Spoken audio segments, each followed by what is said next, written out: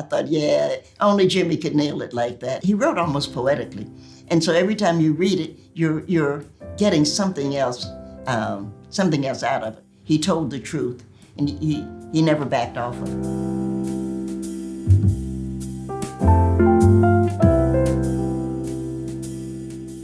Well, I think anybody who reads encountered Baldwin when I did when I was a teenager, because he's been writing for quite some time. I was born in 43, so I've been going to libraries all of my life, and Jimmy, he was Mr. Baldwin to me at that particular time, was one of the first, or one of the earlier Black writers writing essays. So, you've been reading Baldwin because, again, you can read him and reread, and I think that's probably a good mark for any writer, to be reread. But I think when my generation, because the Baldwin generation is 20 years older than we are, I think what we saw from them was you can tell the truth.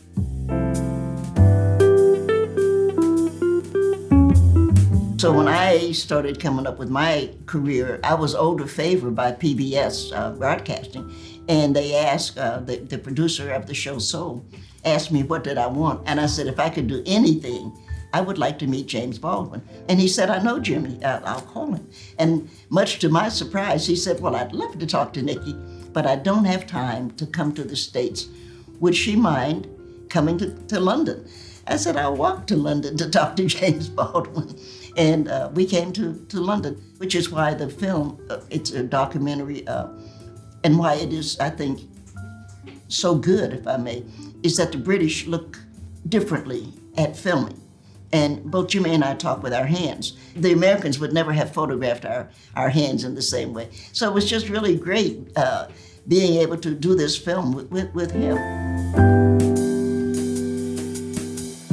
Describing Jimmy, he was a very gentle person, and he was a great storyteller. And I would describe him, one, as a great storyteller. And actually, when you look at Jimmy's face, he's a good-looking man. And it's kind of funny because at first you look at me and think, oh, this is not Harry Belafonte, because Harry was sexy.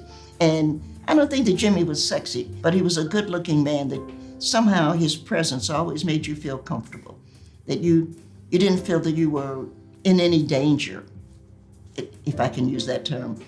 Mostly with Jimmy, because he's a great storyteller, what you did was you sat and you listened. And again, those were, for lack of a better word, the big kids.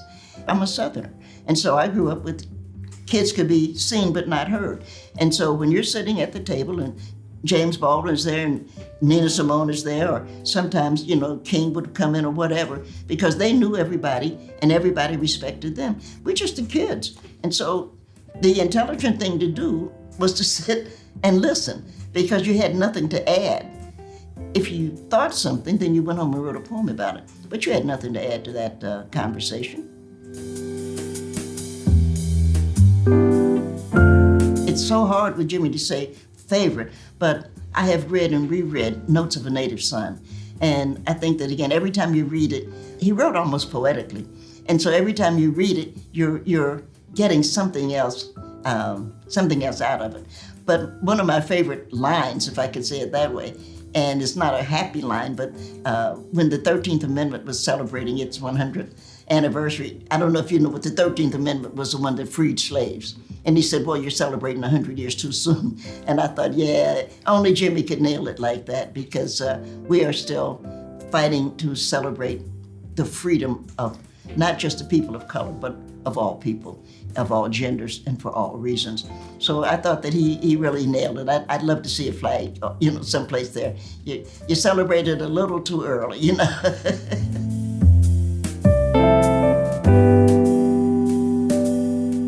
If I was introducing another life form from another galaxy, and they said, well, I've heard of this James Baldwin, what should I read?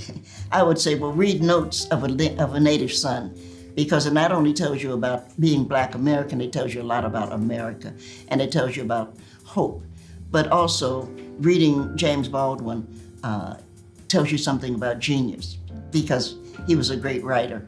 And that I used to laugh about, because we poets are always laughing at the novelists, but he was more than a novelist. And we'd always say, well, if it wasn't for poetry, you people couldn't write. But he was a poetic writer, but he told the truth, and he never backed off of it. So that's what I would always suggest. I think that's a good start.